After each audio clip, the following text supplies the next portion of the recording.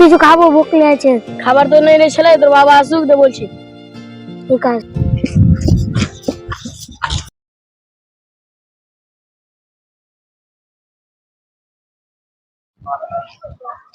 রাহুল কোথায় গেছে? জামিনুল তো বাড়তে নাই। তোকে বলবে কি রাহুল এসেছিল, ঠিক আছে পয়সা পাওয়া যাবে। ঠিক আছে। হুম।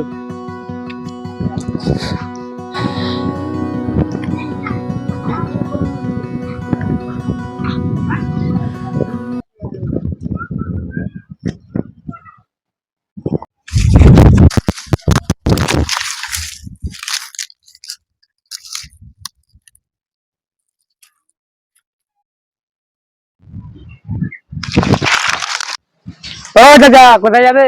এই তো বাবা, আমি গ্রামে যাবো। খাই। হ্যাঁ, ঠিক আছে যাও। আচ্ছা ঠিক আছে।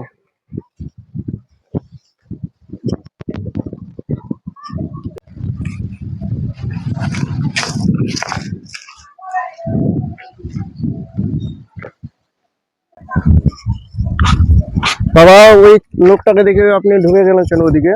কাকা ওই লোকটার কাছে মানে ওই লোকটা আমার কাছে টাকা পায়, তার জন্য মানে আমার বাবা যখন অসুস্থ ছিল তখন টাকা ধার নিয়েছিলাম 1 লাখ টাকা দিয়ে, দিতে পারছি না, তার জন্য আমি লোকটাকে দেখে লুকিয়ে ও, গেছিলাম। সেই জন্য ঢুকে গেছিলেন আপনি? হুম। তো সে কত টাকা পাবে? 1 লাখ টাকা। 1 লাখ টাকা? হ্যাঁ। তো কোথায় গেছিলেন? এই তো কাজ খুঁজতে গেছিলাম ওই যে কলকাতার দিকে। তো কাজ পেয়েছেন? কাজ পেইনি। তো বাড়ি যাবেন না?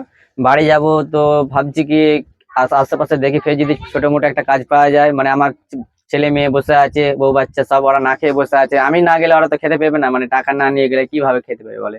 ও বাবা, একটা কথা বলছি, হ্যাঁ কিছু বলেন। মনে করি না। ঠিক আছে বলেন। আজকের দিনটা তো আমার কাছে খেয়ে নেবেন, আমি পয়সা দিয়ে দেবো, আমরা খাই খাবেন। ঠিক আছে।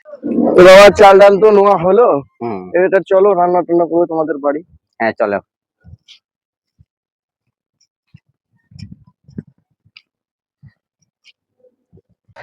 ভাবি আজকে তোমাকে খুব সুন্দর লাগছে। তুমি কি বলো?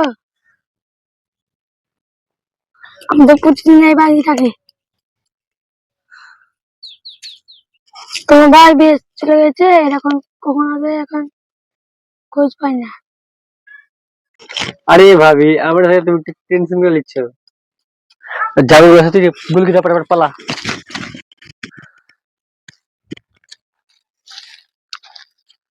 ভাবির সঙ্গে কি করছিলে এখানে? এই পাশে একটু গল্প গল্প করছিলাম। যা গ্রামে ছাড়, এগুলা সব তোর লাগাই তো আরো মানে দুর্নাম টুর্নাম লাগছে।